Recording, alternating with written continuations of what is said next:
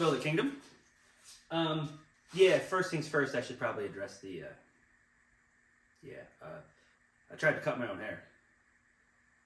And I've done that before, but, I screwed up, and I had to shave the mohawk off. Luckily, hair grows back.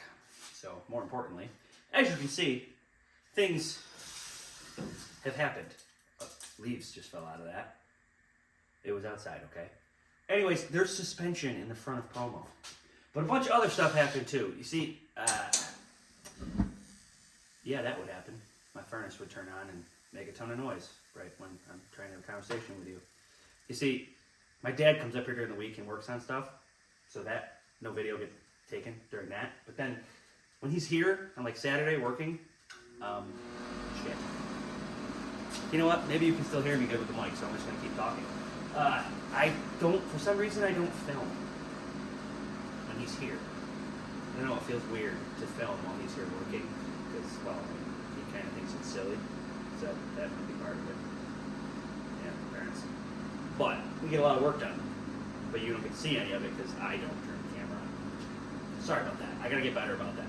You know, it's kind of like when I go to the racetrack, and like, I need to film something, but there's people like all around because it's a racetrack. The pits are full of people, but I feel awkward pulling my camera out and talking to it when there's people all around me. So a lot of times if I talk to the camera at the racetrack, you'll notice I'm like up near the truck, like between the trailers, not where there's a ton of people. Got to work on that too, being a little more socially awkward. I don't know, but anyways, as you can see, front suspension's back in the car. I have my backup strut in the right front.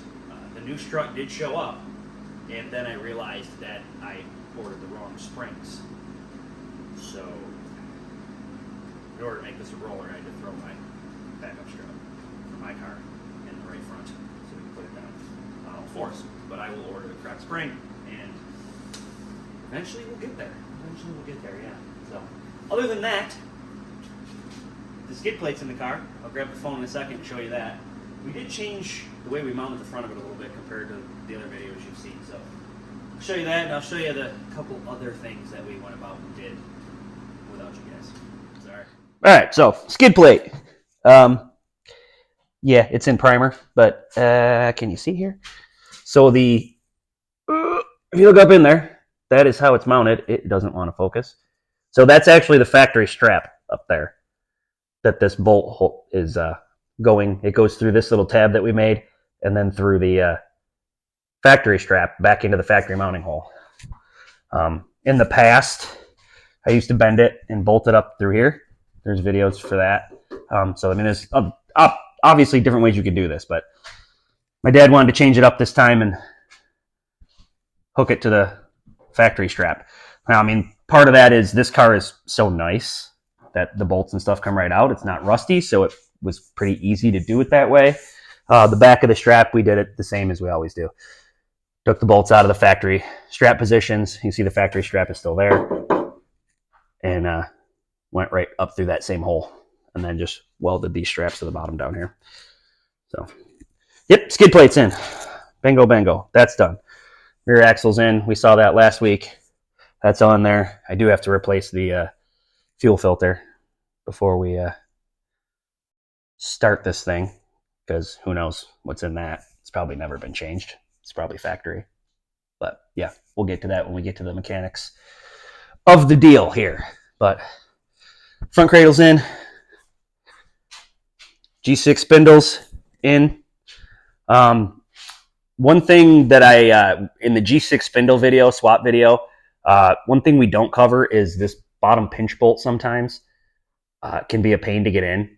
And the way to fix that is to actually take your grinder and just take some off the bottom of it until it sits down low enough for this to slide through the groove in the ball joint. So if you're having trouble getting this one in, my apologies. We never, it doesn't seem to do it on all of them. I don't know why, but some of them must be just a hair different. So you got to shave a little off the bottom to get the spindle down on the ball joint far enough to get this bolt in sometimes. But other than that, the rest of the stuff we've showed you with G6 spindle swaps is good to go. The grinding of the caliper bracket up in here, you can kind of see the shiny there, and then opening up the holes so that you can get the wheel bearing in. So yeah, the spindles are in. That's my backup strut for my car. We'll get a new one. We'll get that in there. There's the new strut on that side. You can see one side of the steering rack is not hooked up. One side is. I only had one steering stop, so we got to get another steering stop for that side. And then also the steering shaft, I need to run down to Andy's and get a View steering box, electric power steering in these things. I got to get a View steering box. I already have the controller here off eBay, but I need that steering box so that I can actually build the steering so that this thing will turn without having to kick the tires when we roll it around. So we're moving forward. Let me, you can see back here, some tin, a little bit of tin work for the back we were working on. Yeah, I know that's not the nicest tin in the world. It's a piece I had laying around, but a little bed liner makes it look somewhat better. But that's the tin for the separation from the trunk to the inside of the car. Little firewall there, and then I got some taillight panels made up to fill in the taillight holes. And that's about as far as we got. Let me lower this thing down so we can continue moving forward here. Yeah, I decided that before I lowered it down, I should probably go ahead and put some paint on that skid plate. It's already up in the air. Yeah, I didn't have red. I only had a can of black. So black it is. Sorry. That's just how it is.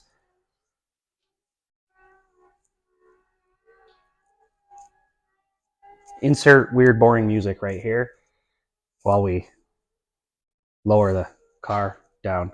It's not real heavy, okay? So the lift kind of takes a hot minute to go down.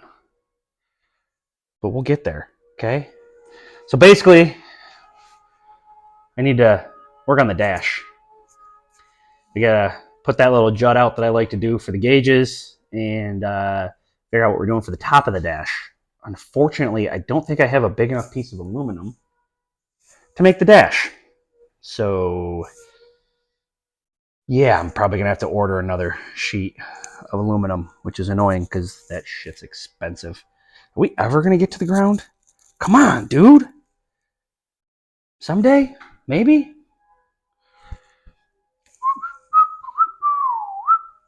We'll get there. We're gonna get to the ground. I'm telling you. Come on. We're almost there. Maybe if I stand on it. Go faster. Down. Oh, we made it. We're there. All right. Let's dig out the random gauges that I have in a box and think about making a panel. Yeah, let's do that. All right, so I bought these a while back. I don't even know what I bought them for, to be honest with you. But they are oil pressure and water temp. And they are Summit brand, apparently. Not what I normally use. I don't know if I'm going to use these.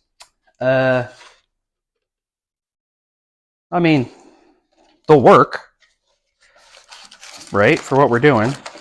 But they are definitely a cheaper set of gauges than I normally use. On our other builds, we used Longacre. Is that the right word? Is that what I used? I don't know. I used, gauge sets for race cars. What else is in here? Directions? Cool. So we've got these, right? Those will work technically. And then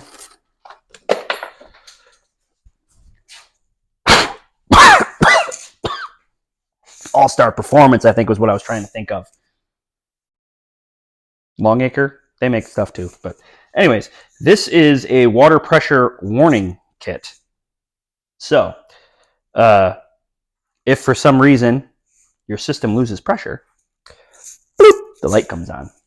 That is not what I thought it was. I thought it was a water temperature light kit. Well, water pressure is important too. What else I got over here? Oh, yeah, no, it was Quick Car. That's what I was trying to think of. Not All Star, not Longacre, Quick Car. This is another warning light. Unfortunately, it would appear that I stole a part out of it. The sensor is missing. That's super helpful. So there's that. Damn it. Is there anything else over here?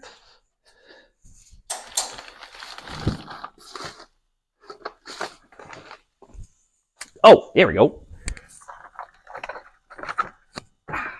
I knew there was more. That's another warning light.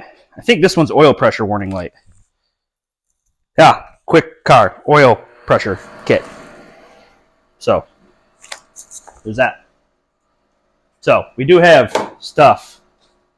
Some stuff for gauges anyways. Missing a part off of that. So that's cool. Yeah, I don't know. I think I might look up the Quick Car gauge kit that I normally use, and maybe I'll give this one to Don because he's building a test stand, and those cheap gauges are probably perfect for what he's doing. Yeah, I better look that up. Okay, so what we have here is a Zeus tab kit. So these little springs go on here, and then the little Zeus locks it in there. This is what I use for the dash, what I've been using on the last couple builds that we did for the dash. You really don't have to get in there once it's capped off, because the gauge panel that I've been using, the Quick Car one, which, by the way, I'm not going to use any of that stuff I just showed you. I'm just going to order the Quick Car set. Because the Quick Car gauge panel, it's like $150. It's got the oil pressure and the water temp with the warning lights. Everything's in one nice panel. Makes it very, very easy. So I ordered one of those, and we'll do the little jut out here on the dash so that it's pointed toward the driver. We'll do all that. I already cut a piece of angle for that, but first I want to get these tabs welded on for the top of the dash. I usually rivet it to the firewall and Zeus tab it to the bar. So if you do need to get in there, you can pull the Zeus tabs. You can bend the piece of aluminum up to get your hands in there, but there's really no reason for you to be under the top of the dash. So I make it, kind of solid, kind of accessible, I guess, if you will. So I'm going to have to order some of the actual Zeus buttons, but we have the tabs and the springs. So basically, piece of flat stock that I got here, nice little straight edge, will allow me to place the tab at the surface so that when I go to lay the piece of aluminum on here, it's not pulling it down and disfiguring the piece. It's nice and flat right on the top of the bar. Got it good? I'm going to weld some of these on.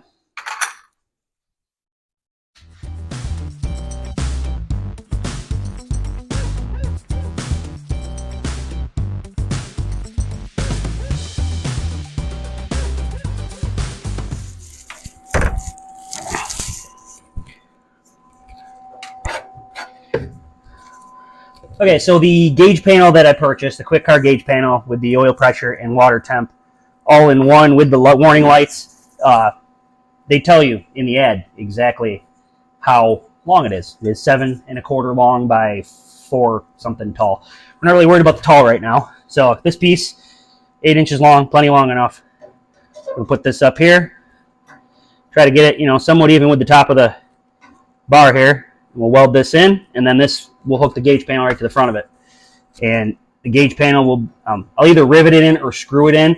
But basically, if you need to work on the gauges, you can just take that whole panel out to work on it, or lay on the floor over here and reach up and work under it. Again, like I said, you don't really need to be behind the dash for anything. The steering box and everything's down here, so you really don't need to be in the top. So we're just going to go ahead and weld this on here. As you can see, pointed toward where the driver will be to make it easier.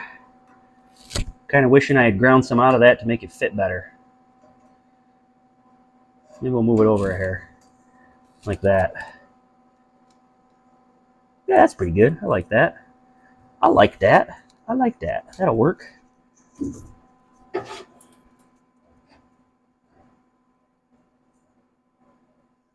Something like that, right there.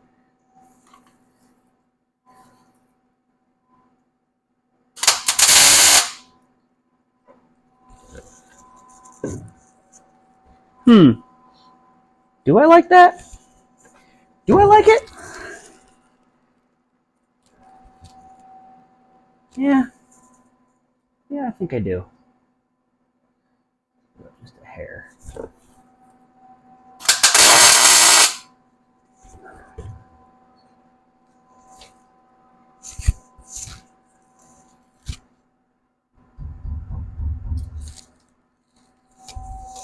How's it look for you guys? That looks like it's pointed at the driver. Kinda, sorta, maybe. Sure. Yeah. Sure.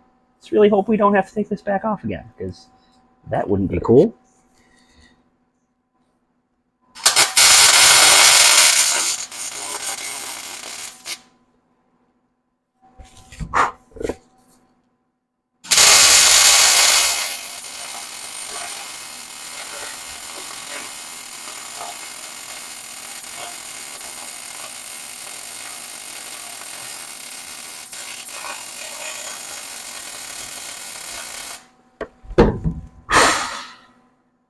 Let's not catch the plastic on fire. Yeah, that'll work. So, now we can build off of this back to the dash with a piece of tin, and we can tin off that piece of the dash. We can cover in the little triangle here on top. And we can finish off that side of the dash.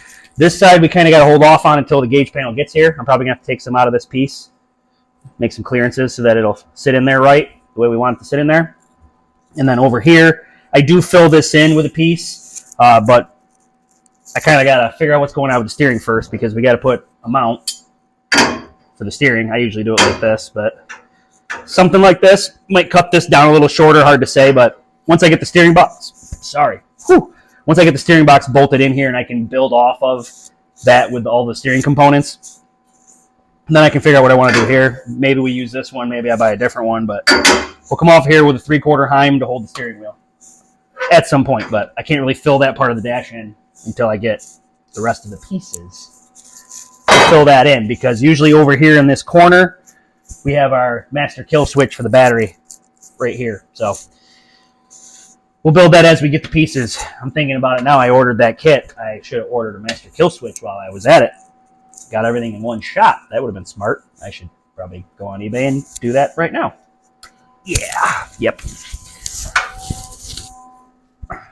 One other thing we did that I didn't mention was we hammered back the back of the wheel well so that we can fit the giant tire on here, because when I run like half-mile track, I put a huge tire on the car and I try to run second gear.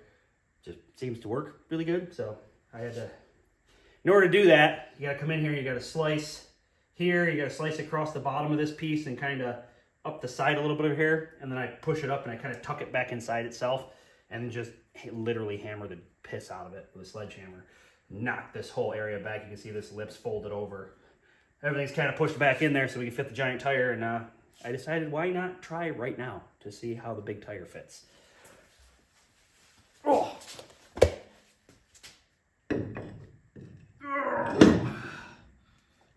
Man, the paint on that wheel looks terrible. Don't look close. Drop your lug nuts. I might have to hammer that back more. I don't know. It's looking kind of tight back there. This is by far the biggest tire that'll be on the car. It is a 235 7015, so it's a pretty big tire. Basically a truck tire. Or SUV, I don't know. But throw the lug nuts on here quick.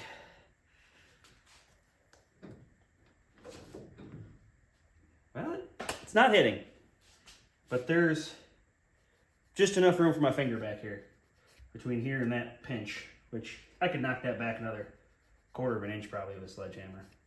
And again, the suspension's not loaded, so the tire will be up in the car a little bit further, but that's on the lock. So I'm gonna go ahead and say that we are probably okay. We're probably good. So that's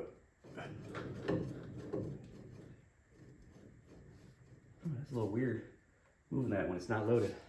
Let's set this thing down. I had to giggle for a minute because this tire is giant and the tire on the other side is small. It's like a 195. Yeah, this is a little tire on this side, so it's like the whole car is like tipped way over this way. It's only got little donuts on the back of it, so it's sitting very odd right now with this giant tire on here, but not a ton of clearance, but there is some clearance there, so I can't really turn it with it sitting on the floor probably, but we should be all right. I can hammer back a little bit more if I need to, but that's what I'm talking about when I say you got to hammer that back to fit a big tire. Yeah. That's if you're trying to run second gear like me. This is the tire I had on for Utica Rome, and it's also what I run at Ransomville. So, yeah, big, giant tire. And I run the same size.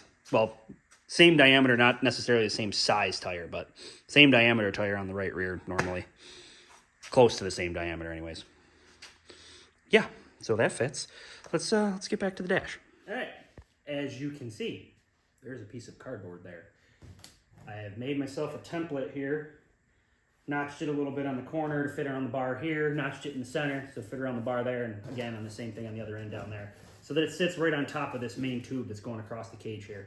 And then you saw me weld those Zeus tabs in. So they were, somewhere around here or here. There's 4 of them across there.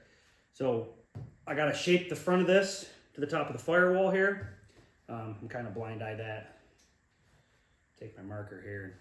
I can kind of see where it is. Somewhere in this area, and it curves over to like here. So we're just gonna kind of something like this and go all the way across. It's about 52 inches from inside this A-pillar to inside that A-pillar over there. I'm not gonna lie to you, the piece of aluminum I have is exactly 51 and a half. That's the piece I have left. So we're gonna cheat. Kind of a little bit this way, a little bit that way, we can get that ½ inch.